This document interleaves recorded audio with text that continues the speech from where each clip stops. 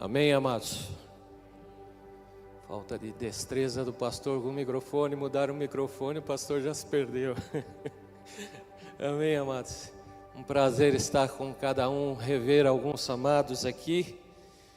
E nesse tempo, nesses dias, o pastor Rafael nos convidou a trazer uma palavra, e o Senhor nos colocou uma palavra a respeito do primeiro livro de Reis, no capítulo 19.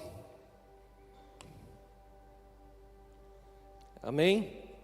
Livro de 1 Reis, no capítulo 19.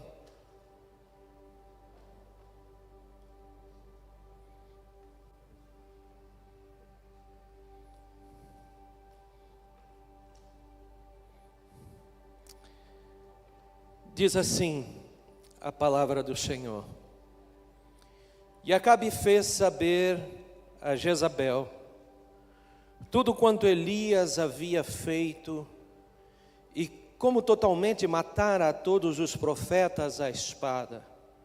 Então Jezabel mandou um mensageiro a Elias a dizer-lhe: Assim me façam os deuses e outro tanto, se de certo amanhã, a essas horas, não puser a tua vida como a de um deles. O que vendo ele se levantou, e para escapar com vida se foi, e veio a Berseba, que é de Judá, e deixou ali o seu moço. E ele se foi ao deserto, caminho de um dia, e veio e se assentou debaixo de um zimbro, e pediu em seu ânimo a morte, e disse: Já basta, ó Senhor, toma agora a minha vida, pois não sou melhor do que meus pais. E deitou-se e dormiu debaixo de um zimbro. E eis que, então um anjo o tocou e lhe disse: Levanta-te e come. E olhou, e eis que à sua cabeceira estava um pão cozido sobre as brasas e uma botija de água, e comeu e bebeu, e tornou-se a deitar. E o anjo do Senhor tornou pela segunda vez e o tocou e disse: Levanta-te e come, porque muito comprido te será o caminho. Levantou-se, pois, e comeu e bebeu, e com força daquela comida caminhou 40 dias e 40 noites, até Horebe, o monte do Senhor. E ali entrou numa caverna, e passou ali a noite. E eis que a palavra do Senhor veio a ele, e ele disse: Que fazes aqui, Elias? E ele disse: Tenho sido muito zeloso pelo Senhor, Deus dos exércitos, porque os filhos de Israel deixaram o teu concerto, derribaram os teus altares e mataram os teus profetas à espada, e eu fiquei só, e buscam a minha vida para me tirarem. E ele lhe disse: Sai para fora, põe-te neste monte, perante a face do Senhor. E eis que passava o Senhor, como também um vento forte, que fendia os montes, quebrava as penhas, diante da face do Senhor. Porém o Senhor não estava no meio do vento. E depois do vento, um terremoto, e também o Senhor não estava no terremoto. E depois do terremoto, um fogo, porém também o Senhor não estava no fogo. E depois do fogo veio uma voz mansa e delicada. Amém? Creio que esse texto é um texto conhecido, pelo menos de parte dos irmãos. E o que Deus colocava no meu coração é esse tema do Carmelo à caverna. Pastor, do Carmelo? Sim, do Monte Carmelo. Porque no capítulo anterior, no 18, mais precisamente no versículo 42 em diante, você vai ver sobre Elias no Carmelo, no monte. E na sequência, nós vamos descobrir que ele vai parar em uma caverna. Então, o tema poderia até parecer que estava trocado. Pastor, não deveria ser a caverna ao monte? Não, porque Deus quer nos falar sobre exatamente as situações que por vezes em nossa vida nós estamos em um monte, mas por certas ocasiões nós nos deparamos com cavernas.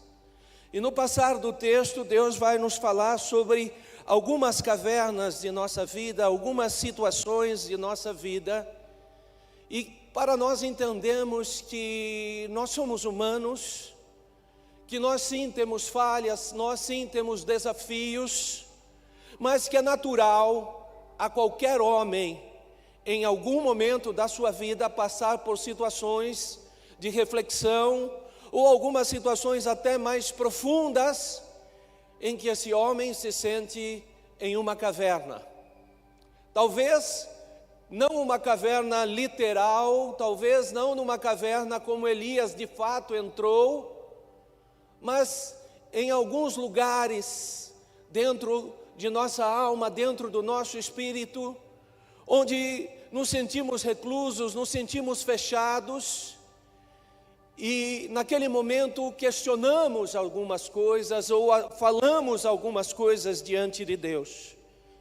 E nós vamos entender que essas coisas aconteceram até mesmo como homens como Elias. Amém?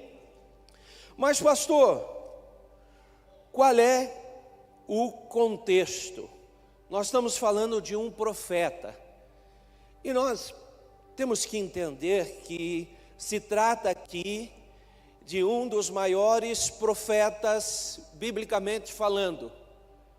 Por que, pastor, é importante dar esse destaque? Porque, infelizmente, o mundo afora aí, e talvez um quê de religiosidade, nos impôs a ideia que se algo não está bom, existe alguma dívida em aberto. A palavra de Deus vai mostrar uma ocasião em que os apóstolos questionaram Jesus, dizendo: olha, quem fez o mal? Aquele homem? Os seus pais? Por quê? Porque dentro da religião há um conceito: olha, se algo não sai do jeito que eu espero ou do jeito que eu queria, é sinal que há pecado, é sinal que há falha. Mas entendam, amados, que por algumas ocasiões, sim, Deus mostra que há alguns caminhos que devem ser corrigidos, há algumas situações que Deus diz assim: olha, isto não está indo bem por causa disto, disto e disto. Mas há outras situações que nós somos surpreendidos por Deus. Por quê? Porque nós muitas vezes entendemos na matemática que 1 mais 1 é 2 e sempre vai dar 2. Mas na matemática de Deus, muitas vezes nem sempre é assim. E por vezes nós acumulamos, acreditamos que estamos ampliando, mas algum fato acontece que nós temos a sensação que fomos subtraídos, que nos foi tirado algo, e algo que às vezes nós considerávamos importantes. E isso acontece de diversas situações, mas no caso de Elias, entende que ele vivia ali, e ele era um profeta direcionado a falar principalmente ali ao reino do norte. Pastor, como isso? Entenda que durante o período de 3 reis havia um reino unido, ok? Durante o período de Saul, daí de Davi e de Salomão, o reino era unido.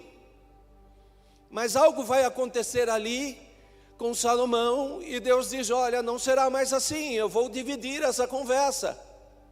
2 tribos para um lado, 10 outras para o outro. E essas 10 tribos vão formar o reino do norte, ou reino de Israel, e as outras 2, Benjamim e Judá, vai formar o reino do sul. E ele vai então ministrar ao reino do norte, aquelas 10 tribos. Mas quem era o rei nesse tempo? Acabe. E diferente do que alguns podem pensar, Acabe era extremamente político.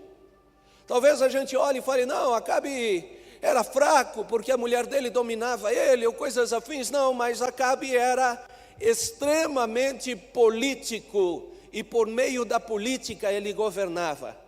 E por causa desse pensamento político, por causa dessa astúcia em querer, por meio da política, por meio de sistemas, por meio de acordos, conquistar coisas, ele vai e se casa com uma mulher que seu pai era da região ali de Sidom, onde eles idolatravam Baal.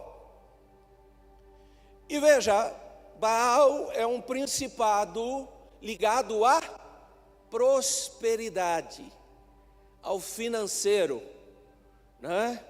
Tanto que nós vemos aí na mídia até alguns artistas, alguns cantores, quando se convertem, dizendo que enquanto eles estavam lá daquele lado, eles faziam certos pactos, faziam certos acordos.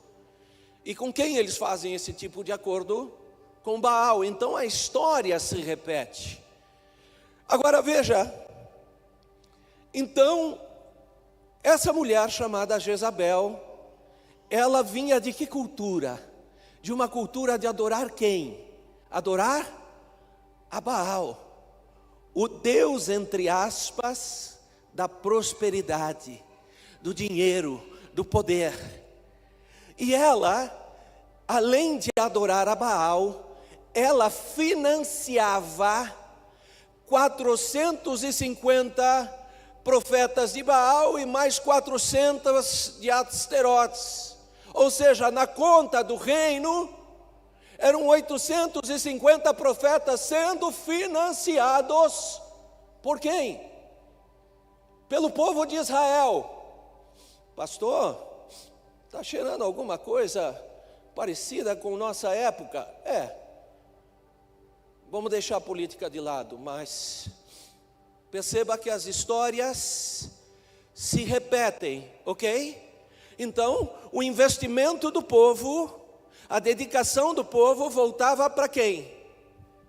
Para aquilo que não era para ser voltado. E pior ainda, os profetas de Deus que se levantavam para falar contrário, eram mortos, eram perseguidos, a ponto de um homem chamado Obadias, e entenda que esse Obadias não é o profeta Obadias, mas é um homem temente ao Senhor. Ele vai dizer, olha, eu preciso fazer algo. Então ele pega 100 profetas do Senhor, separa em grupos de 50, e vai e os protege, os esconde. Mas isso não estava bem. Entenda que isso mexe com o coração de Deus, porque eles estavam sendo invadidos por uma cultura em que Baal era aquele que dava, era aquele que supria, Baal era aquele que realizava, Baal era o que dava chuva, Baal é o que fazia com que a agricultura crescesse. E pior que isso, quem falava contra morria. E veja que as histórias se repetem. Talvez hoje você veja aí pessoas que talvez não morram fisicamente, mas acabam recebendo um processo, acabam recebendo caminhos em sua vida. E hoje muitas coisas acabam sendo restringidas, mas vamos levar isso para o plano espiritual, vamos levar isso para aquilo que nos interessa. Deus então agora vai colocar uma medida, e Ele vai dizer, olha, não vai chover. E quando nós vamos ao capítulo 17, a Bíblia não deixa claro quanto tempo foi essa seca. Mas o livro de Tiago, no capítulo 5, versículo 17, deixa claro que foram 3 anos e meio de seca. Ora, amados, por vezes a gente passa um verão um pouco mais quente, com pouca chuva, e você lá na sua casa vai abrir a torneira, já não desce água. Por quê? Porque segundo o responsável pelas águas, eles dizem, olha, nós precisamos fazer restrição. Então nós deixamos a água vir à noite, certos bairros, e durante o dia a gente restringe, porque precisa manter algum volume de água, porque a gente não sabe quando vai voltar a chover. E eu estou falando às vezes de 1 mês, de 2 meses. Agora, lança isso para 3 anos e meio, 42 meses. E pensa que naquele tempo não tinha a técnica que tem hoje. Então Deus vai dizer, olha, mas Elias, contigo você vai e foge para um lugar perto aos ribeiros, para que não lhe falte água. Mas amado, entenda que além da água, tudo aquilo que necessita de água vai sofrer um processo também. E agora vai faltar o quê? Alimento. E Elias então, ele é amparado pelos corvos, enviados pelo Senhor, que lhe trazem alimento. E num segundo momento, e aí que eu acho interessante o coração de Deus, a maneira como Deus faz as coisas. Primeiro, você já viu alguém ser alimentado por corvo? O corvo chegar e trazer comida para você? Eu tomaria um susto. Mas fora isso, agora Deus manda ele na casa de uma viúva em Sarepta e fala, olha, você vai lá na casa. Quando chega na casa da mulher, a mulher não tinha, bem dizer, quase nada, tinha um alimento somente para aquela ocasião. Por que Deus não mandou ele na casa de uma mulher abastada, de uma família abastada? Por que Deus não fez algumas coisas assim? Porque Deus é Deus, e Deus estava ensinando, ainda que ele sendo profeta, que Deus faz aonde não há. Pega isso no espírito. Por que, pastor? Porque nós muitas vezes entramos numa matemática e que acreditamos ser a matemática de Deus, em que nós dizemos, eu entendo, eu devo trabalhar, Deus vai me dar um emprego, eu vou conseguir o meu salário, eu vou lá, compro meus mantimentos, papapá. Sim, essa é a matemática mais simples de Deus. Essa é a matemática onde, olha, Deus me dá um emprego, eu tenho recursos, eu compro e eu aconteço. Mas às vezes Deus gosta de fazer uma matemática um pouco mais complexa, uma matemática de 3º grau, onde envolve algumas outras histórias, alguns gráficos, espiritualmente falando. E quem não entende às vezes a profundidade dessa matemática espiritual, começa a se confundir. Olha, eu sei o que é 1 mais 1, mas não me enfia x ao quadrado menos 9, já misturou minha cabeça, pastor. E no mundo espiritual é a mesma coisa. Às vezes a gente costuma andar no caminho da matemática espiritual mais leve, do 1 mais 1 é 2. Deus é bom, Jesus morreu na cruz por mim, e tudo isso é verdadeiro, e tudo isso é fiel, e isso é a matemática elementar que nos traz salvação e tudo mais. Mas Deus, como um Deus amoroso, Ele diz, filho, você não pode parar no 1º grau. Eu vou ter que te levar para o ensino médio, e depois do ensino médio eu vou ter que te levar para uma faculdade espiritual. E dependendo do caso, até para uma pós-graduação espiritual. Agora, quem vai caminhando nos estudos, ou tem um emprego novo, sabe do desafio que é você colocar o teu pé num lugar que você não conhece. Quem já se formou aqui em alguma coisa sabe que a primeira vez que você entra, seja num consultório, seja numa firma, fica um sentimento, será que eu conseguirei dar retorno nisso? Será que eu conseguirei fazer algo com isso? Por quê? Porque todo novo desafio nos surpreende, nos causa talvez um sentimento, será que dará certo? Será que é isso? Será que eu faço assim? Será que eu faço dessa forma? Mas aqui, com Elias, era tijolada. Por quê? Porque aqui era um pós-doctor. Você imagina que Deus pegou ele e falou assim, 3 anos e meio. E é fácil para a gente imaginar assim, não, pastor, eu queria ser esse profeta, vou lá, profetizo e a coisa acontece. O problema é que ele estava lá também. O problema é que ele teve que passar por todos os percalços sem ter culpa do negócio. E ainda teve que ser instrumento para isso. Agora, chega num momento que Deus diz, olha, eu vou cessar essa questão. E você vai descer lá e vai plantar um desafio para aquele povo. E ele vai e ele diz, vamos agora saber quem é Deus aqui. Prepara aí uns cordeiros, uns bezerros, coloca no altar e nós vamos encher de água em volta. Olha só, Deus não só gosta de uma matemática diferente, mas de uma física diferente também. Porque agora ele diz, vai descer fogo. Meu amado, não precisa nem ser grande conhecedor da física. Se você está ali no Senhor, o Senhor fala que vai descer fogo, você vai colocar água. A tendência é do quê? Que a água apague o fogo. Mas na Bíblia de Deus, o mesmo Espírito que é comparado ao fogo, ele é comparado também às chuvas, às águas. E é aí que eu e você precisamos entrar espiritualmente e sair daquela casinha espiritual do 1 mais 1 é 2.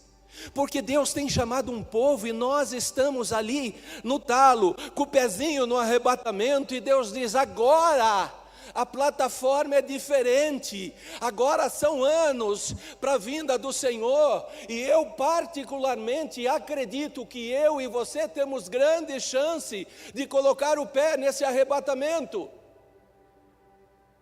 Pastor, mas a Bíblia não dá a data, mas amados, a Bíblia dá os sinais e está muito breve. Mas o que eu estou falando, em momentos diferentes como Elias viveu de 3 anos e meio de escassez, em momentos que nós estamos vivendo próximo do arrebatamento, o mundo espiritual se agiliza, o mundo espiritual levanta Baal e tantos outros principados, o mundo espiritual diz, olha, adore a Baal, mas não adore a Deus.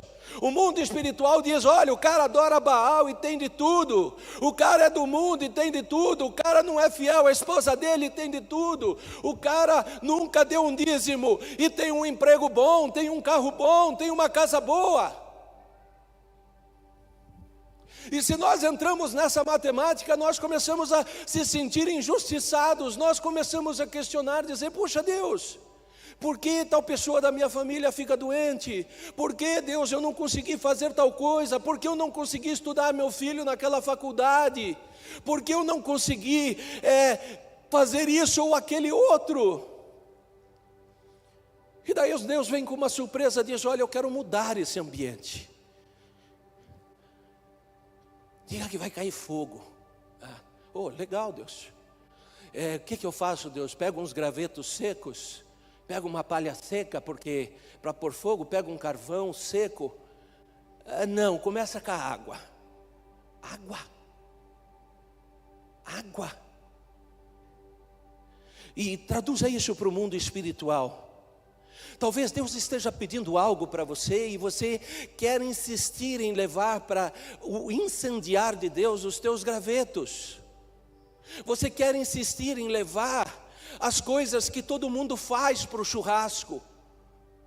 Tem que levar um carvão, tem que levar uma madeira boa, uma madeira que pegue fogo fácil. Mas às vezes Deus vai pedir coisas que são loucuras aos homens. Às vezes você vai receber uma proposta que você vai dizer assim, não, isso é de Deus, porque olha que maravilhoso. Mas por vezes Deus vai te soar aos ouvidos dizendo, não, vai por aqui. E você vai falar, Deus, mas aquele caminho é mais fácil. Deus, mas aquela estrutura é melhor. Deus, levar a igreja daquele jeito é muito mais fácil. Pregar a verdade lá no púlpito, Deus, é mais difícil. Nem sempre vai lotar as igrejas. Deus, pregar a verdade lá fora, nem sempre vão ser os abraços. Tem gente que vai olhar para nós e vai dizer: ah, quem é esse cara? Mas a palavra de Deus quer nos levar a esse ambiente, um ambiente que vai além do padrão. Só que vai acontecer uma coisa: o fogo desce, consome aquela água, incendeia o altar. E na turma do Baal lá, não acontece nada. E daí o povo que estava na dúvida fala: pô, agora não dá mais para... Deus é Deus. Agora Elias diz o seguinte: bom, então chegou a hora do resultado final. Extermina os profetas de Baal. Agora eu fico imaginando quando a água desceu, porque Baal é um deus da prosperidade, um deus da chuva. Jezabel lá no território dela, no terreninho dela, vendo a chuva descendo, falou: ô Baal. Só que de repente chega Acabe: minha mulher, tenho novidades. Ah, eu vi, eu estou aqui da janela vendo as chuvas, as águas descendo. Não era águas de Baal, era águas do Deus de Israel. E detalhe, os teus queridinhos, os teus profetas morreram. Elias deu um fim neles. E agora a gente entra então o capítulo em que nós começamos a ler no 19. E olha como é a malícia de Satanás que agia por meio dessa mulher. Uma mulher totalmente satânica. Ela vai dizer: olha, avisa que se amanhã ele ainda estiver vivo, que os meus deuses... Veja que qual é a primeira ação que ela faz? Fala, porque a fala entra na mente. Lembra, o pastor iniciou aqui a palavra de dízimo, falando sobre o poder da boca, o poder de você receber palavras e liberar palavras. Mas eu estou falando de um homem que era corajoso, extremamente corajoso. Você imagina ele chegar na cara dura de Acabe e falar: ó, você vai ter um tempo de seca, vocês estão errados. Mas aquilo entrou no coração dele. E ele agora vai dizer para Deus: olha, numa linguagem bem simples: olha Deus, eu fiz tudo o que era certo, eu fiz o que o Senhor mandou, eu fiz todas as estruturas que estavam ali determinadas pelo Senhor, e agora querem me matar. Olha como a coisa já começou a entrar na cabeça dele. Quem que falou que ia matá-lo? Jezabel. Só que agora ele fala no plural. Agora ele já acha que é o monte que está querendo matá-lo, eliminá-lo, destruí-lo. Por quê? Porque a primeira palavra, ela entra bem suave, ela entra ainda pequenina, mas ela cresce dentro da pessoa, a ponto dele dizer: espera aí, eu não posso olhar nem para a direita, nem para a esquerda. Olha, eu vou lá subir ao monte. E diz que ele sobe ao monte Horebe. Mas quando ele sobe ao monte Horebe, que a Bíblia vai dizer que é o monte de Deus, ele resolve tomar uma atitude naquele monte: eu vou para a caverna. E olha como é a coisa espiritualmente falando. Ele está no monte Horebe, que simbolicamente é um lugar alto, mas ele está enfiado numa caverna. Traduzindo isso espiritualmente falando, ele está num ambiente que ele é um homem de Deus, um homem que anda segundo o coração de Deus, um homem de vida de oração, um homem de integridade, um homem que faz os padrões de Deus, mas está numa caverna. E aí que a gente tem que entender por que Deus permitiu que isso estivesse na palavra, para dizer que por vezes nós achamos que, bom, tem o vale que é lá embaixo, e tem o monte que é lá em cima. Se eu estou no vale, eu estou na desgraça. Se eu estou no monte, eu estou na bênção. Mas às vezes Deus faz umas coisas diferentes, pega um vale de Jaboque e transforma a vida do cara no vale.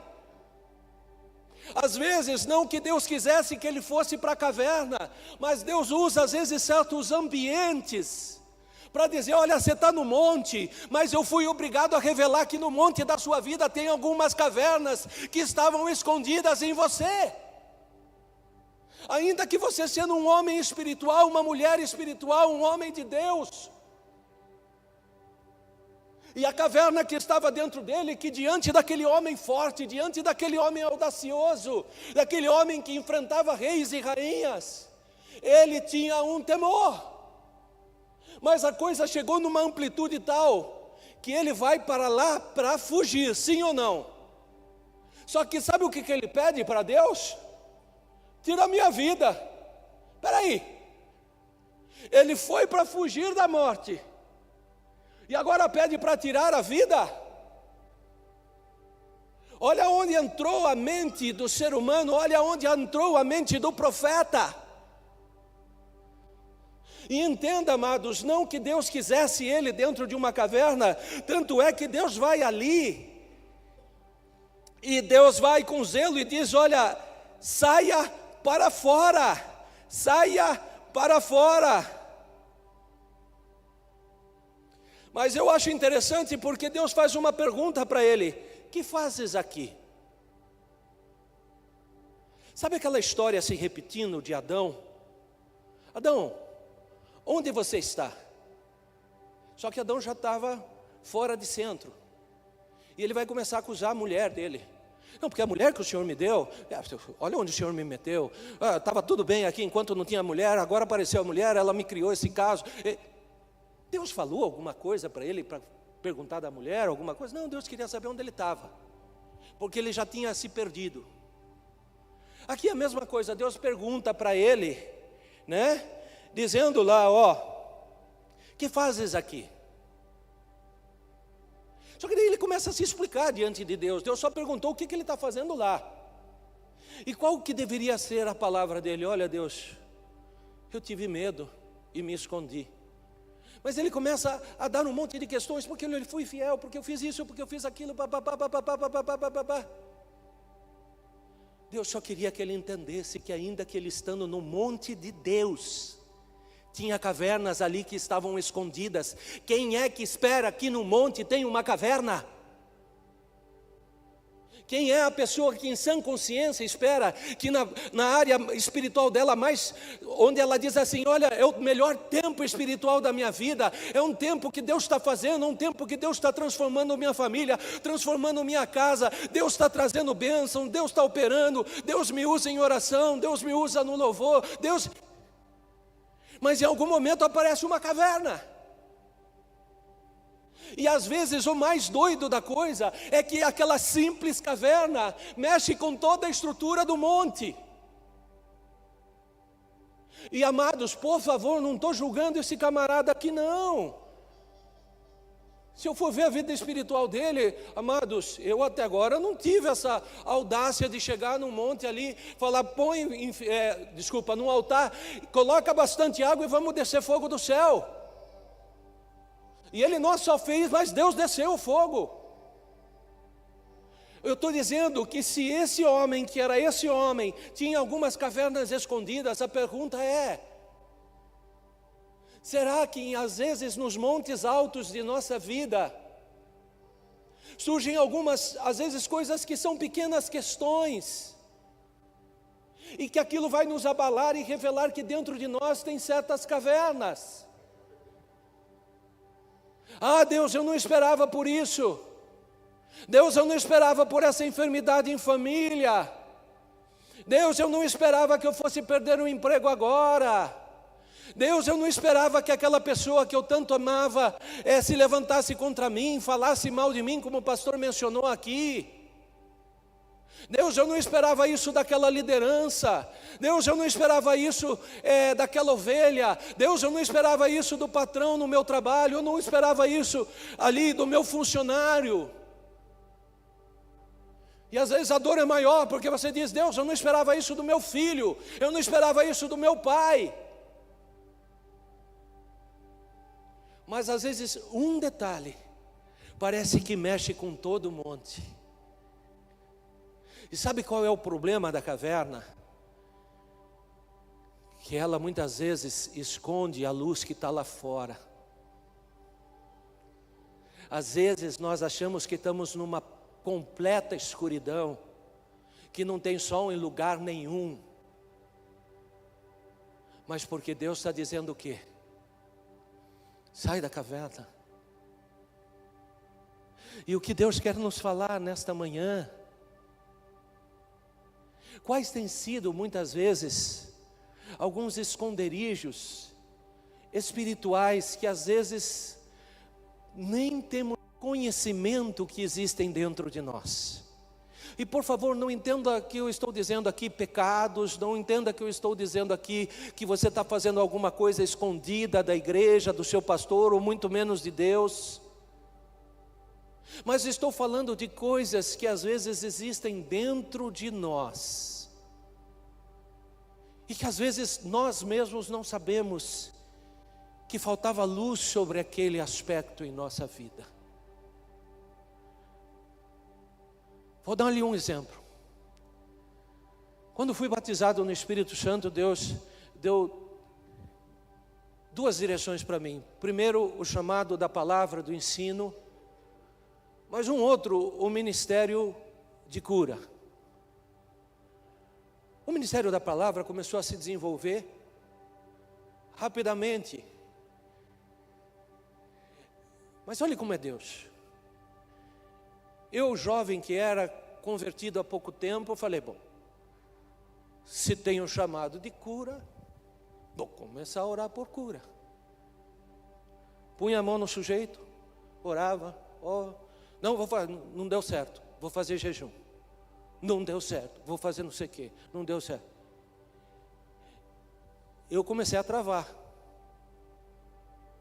Porque eu falei: não, eu vou, olha a situação, Deus, se de fato é isso, por que não é toda hora que eu oro e a pessoa é curada? Por que Deus, então é melhor nem orar, porque senão vai ficar um ambiente chato. Eu comecei a orar para Deus e falar: Deus, que caverna é essa? Por que eu não oro por alguém e simplesmente a cura acontece? Se o Senhor fala que é do teu coração, se o Senhor já confirmou com profetas, por que está vendo? Primeira coisa que Deus falou,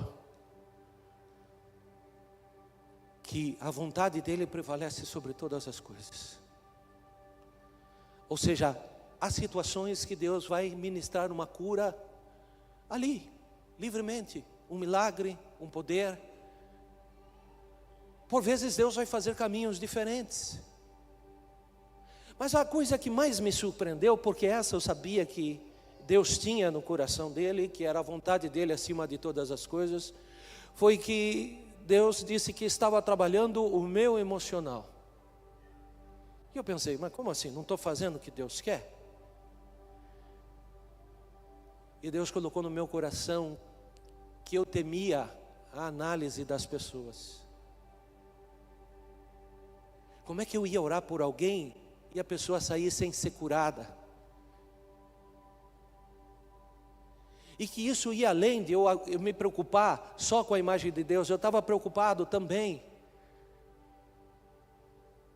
com a responsabilidade que eu carregava como ser humano. E Deus começou a falar: sai dessa caverna. Sai da caverna desse eu, de você ficar preocupado em dar satisfação, preocupado em dar explicações, por aquela matemática que por vezes você acha que é simples, mas por vezes eu vou além do 1 mais 1.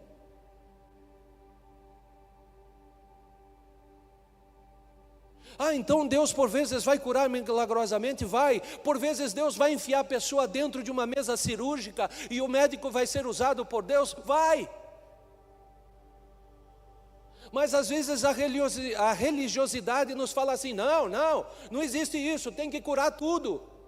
Mas deixa eu te contar, Jesus viveu naquela época e nem todos os homens daquele tempo foram curados. Mas Jesus quando orou, curou a todos, amém. Mas se perceba que em certos ambientes haviam muitos mais enfermos, mas às vezes ele curava um, curava outro. E eu fico me perguntando, porque por vezes quando ele ia curar, ele dizia, o que você quer que eu te faça? E eu penso ele ali com Deus falando, Pai, e aí, qual é a conversa com esse camarada aqui? Até onde eu devo ir com esse camarada aqui? Qual é a medida, qual é a matemática que o Senhor tem nesse lugar? Então Deus vem em nossas vidas e começa a trabalhar os nossos sentimentos mais primordiais. Eu imagino que o medo, a ansiedade, a angústia, o nervosismo, os receios, são os medos mais primordiais do homem. E Deus diz, sai da caverna. É interessante que quando ele vai sair de lá, a Bíblia vai dizer o seguinte, porém o Senhor, vou pegar aqui do 11, e ele lhe disse, sai para fora e põe neste monte perante a face do Senhor. E eis que passava o Senhor como um grande vento forte. Não era qualquer vento, um vento forte onde ele se deu conta do vento. Deus estava dizendo para ele, eu me movo sim, eu sou esse vento forte, mas que fendia os montes, olha o nível, fendia os montes e quebrava as penhas. Era qualquer vento? Não, um vento fortíssimo, diante da face do Senhor, porém o Senhor não estava no vento. E depois do vento veio um terremoto. Como assim, pastor? No lugar onde ele estava, um terremoto? Pois é. Mas Deus também não estava aqui. E de repente vai surgir porém também o Senhor não no terremoto. E depois do terremoto um fogo, porém também o Senhor não estava no fogo. Imagina a loucura, porque ele tinha acabado de fazer o fogo descer, que era a presença do Senhor. Agora ele vai se deparar com coisas que ele estava acostumado com a presença do Senhor. Entre eles o fogo. Então o fogo é o Senhor. Eu vi a manifestação do fogo por meio do Senhor. Mas a Bíblia vai dizer que o Senhor não estava lá. E depois do fogo, uma voz mansa e delicada. E sucedeu que, ouvindo ela, Elias envolveu o seu rosto na capa e saiu para fora. E pôs-se à entrada da caverna, e eis que veio uma voz que dizia, que fazes aqui? Agora, olha que interessante. Qual é a última manifestação? Uma voz mansa e delicada. Sabe, quando nossa mente está confusa, e que nossa alma está gritando, deixa eu te contar uma técnica, que o mundo lá fora sabe. As aeromoças, quando são instruídas a receber pessoas num avião, ou mesmo ali na boca do caixa, quando você vai ali carimbar o passaporte, coisas afins, elas aprendem o seguinte, olha, se houver qualquer inconveniente e a pessoa perder a estribeira, tem um segredo na psicologia, comece a falar com voz baixa. Automaticamente o cérebro da pessoa, para ouvir a voz, vai se aquietar. provado cientificamente. Agora, olhe quem nos criou, o que ele vai fazer. Elias, está ouvindo o barulho? É assim que você está, Elias. Está que nem um terremoto dentro de você. Está que nem um fogo. Está que nem um vento impetuoso que quebra as penhas, que destrói as rochas, que opera. Mas agora eu vou baixar a minha voz. E essa só ouve quem entra no lugar de descanso e intimidade. Está entendendo onde Deus está levando a igreja do Senhor? E não se surpreenda se você muitas vezes está dizendo assim: Deus, desce fogo, Deus, faz um terremoto nessa igreja, faz um terremoto na minha família, Deus, manda um vento lá para derrubar tudo que precisa ser derrubado. E de repente vem uma voz: João, Maria,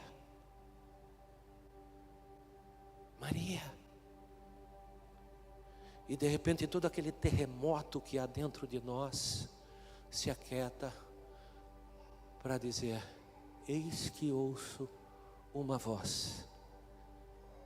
Talvez hoje você veio aqui dizendo: Deus, o que está acontecendo?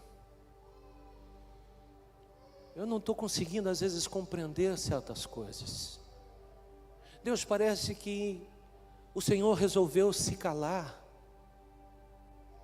Deus, mas eu sou um servo, uma serva fiel, eu ando em conduta, eu ando em princípio, não que a gente se torne perfeito, mas a gente procura dentro da nossa imperfeição, procurar a santidade do Senhor. E talvez você esteja com a sensação: Deus, o Senhor precisa falar comigo. E talvez Deus te surpreendeu hoje, talvez dizendo assim: olha, muito mais do que os terremotos, muito mais do que o fogo, muito mais do que o vento que fende a rocha, fende a penha.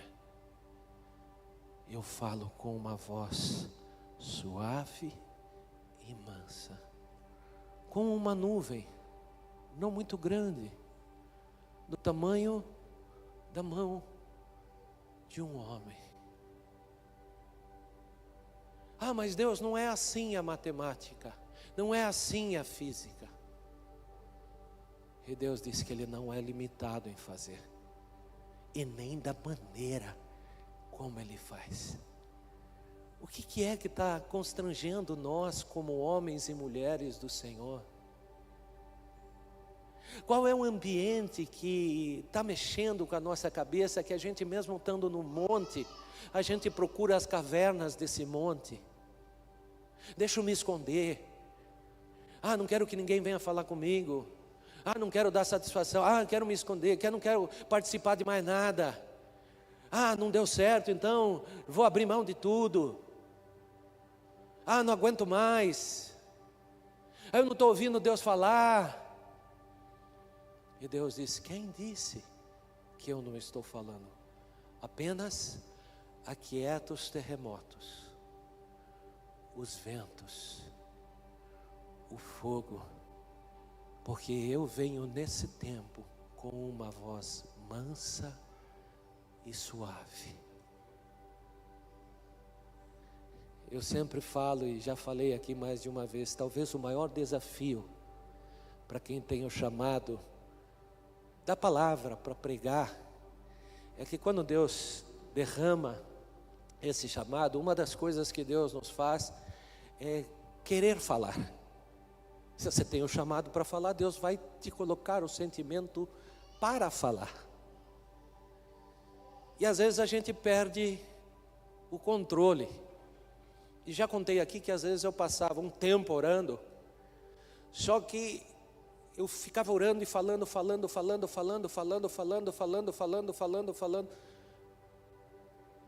até que Deus pôs a mão assim.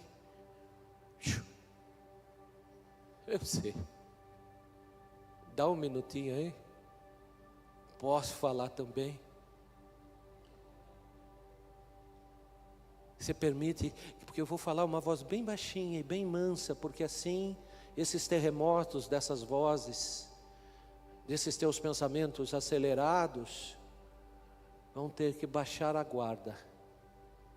E quando eles baixarem a guarda, todos esses terremotos deixam de ocupar espaço na sua mente. E você consegue se perceber na caverna. Você se consegue perceber que há ambientes que Deus quer te tirar. Ainda que você diga, mas eu estou no monte. Então, Deus nos convida hoje a fazer um processo inverso desse. Houve um tempo que foi necessário Deus revelar cavernas, mas Ele não aceita que permaneçamos lá, mas Ele faz de formas como nós não imaginamos. Amém? Então eu gostaria que você se colocasse de pé. Amém? Quero que você fique na liberdade, se você sentir, de vir à frente. E se alguém vier à frente, os líderes estão liberados para orar. Mas eu creio que essa mensagem é a todos nós. Por quê, pastor? Porque você compreendeu que eu estou falando de um homem grandemente usado por Deus. E que ele também tinha cavernas, e eu imagino que para quem estava fazendo, em nome de Deus, descer fogo do céu, e secar até a água, e botar fogo em tudo que estava lá, talvez houvesse tanto fogo, tanta luz, que ele não imaginou que dentro dele pudesse ter alguma caverna. E talvez você possa dizer, pastor, eu estou como Elias. Tenho tanto fogo, estou sendo usado por Deus, mas talvez em algum momento, Deus mostrou alguns espaços, algumas questões, que não colocamos a ninguém, que às vezes é algo só nós e Deus, e que às vezes dizemos, olha Deus, estão procurando nos matar, e Deus diz, filho, como falou lá com Elias, você não está sozinho, tem 7.000 que não se dobraram a Baal. Filhão, você não está sozinho. Nessa casa há pessoas como você que passam desafios, lutas, mas não se dobraram. Mas a pergunta do Senhor é como aqui no versículo 11. E ele lhe disse, sai para fora e põe nesse monte perante a face. Eis, deixa eu ver. Baram, como também no grande monte de... Não, acho que mais em cima aqui. Desculpa, o 9, perdão. E ali entrou numa caverna e passou ali a noite, e eis que a palavra do Senhor veio a ele e lhe disse, que fazes aqui? Qual é o lugar que Deus disse, que fazes aqui? E isso começa em mim. Hoje, se Deus sondasse o meu coração, o seu coração, qual é o lugar que Ele ia dizer, que fazes aqui? Mas Deus, pastor, eu estou no altar. Sim, Elias também estava, ninguém está dizendo que ele estava errado. Mas Deus, que é o Criador, sabe todas as questões, todas as coisas, e muito suavemente Ele faz essa pergunta. Mas talvez você, aí no seu lugar, esteja dizendo, Deus, eu quero sair dessa caverna. Ou talvez você diga a Deus simbolicamente, eu quero ir à frente, como se eu estivesse dizendo para mim mesmo, esse mundo afora, eu estou saindo dessa caverna, ainda que ela esteja lá no monte, eu estou saindo. Eu quero te convidar a tomar esse passo enquanto nós oramos. Eu acho que o louvor hoje está lá embaixo em reunião, amém? Então, por vezes temos o louvor, hoje eles estão num trabalho específico, mas isso não te impede de posicionar, amém? Pai, enquanto cada um fala ali dentro de si, ó Pai, Eu quero clamar, Senhor, para que Tu venhas com Tua voz mansa e suave, Pai. Pai, eu sei que há tempos de terremotos, e eu sei que há tempo de fogo nos altares, Pai. Eu sei que há tempo que Tu manifestas-se em grandes ventos, em que nós vemos grandes milagres, grandes operações, grandes sinais sobrenaturais, ó Pai, nessa natureza, nesse mundo afora, nessas vidas, Pai.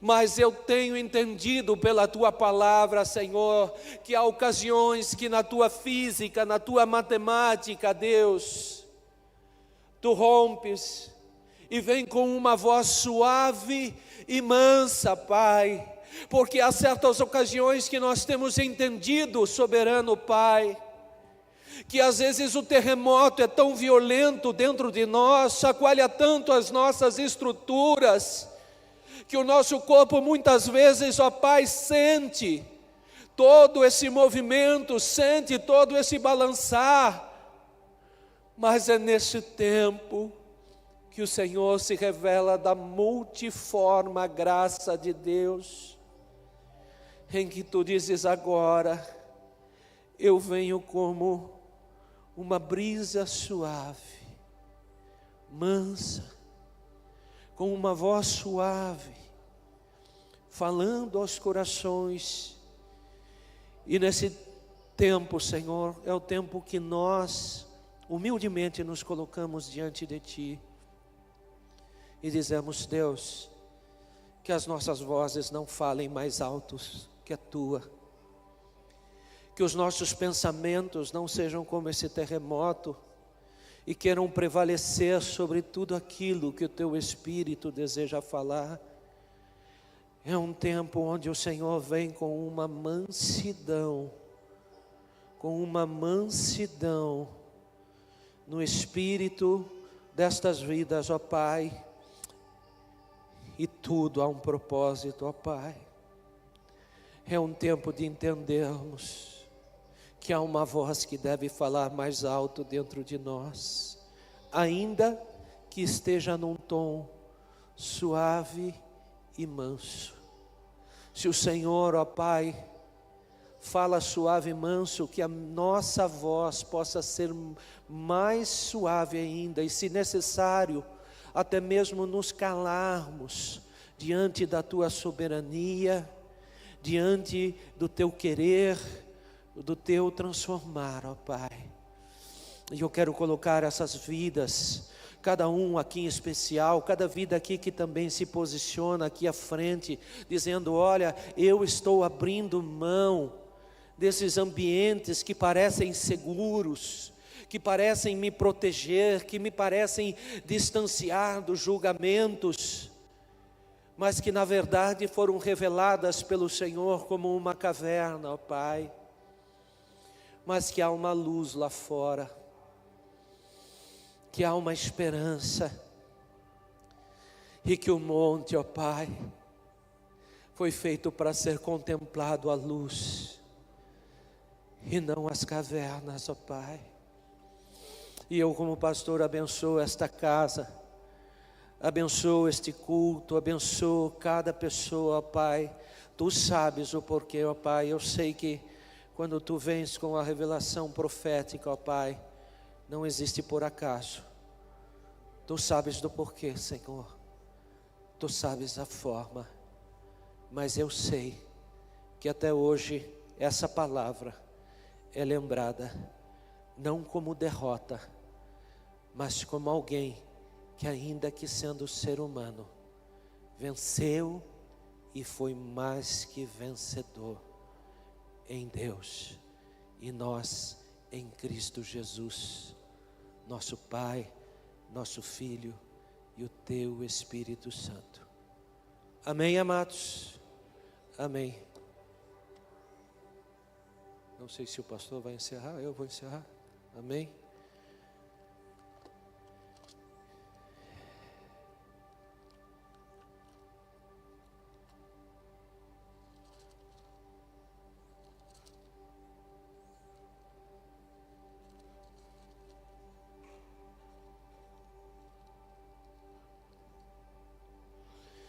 2 Coríntios, capítulo 13, diz assim no versículo 12 e 13, versículos finais do capítulo 13: Saudai-vos um com o outro com ósculo santo, todos os santos vos saúdam.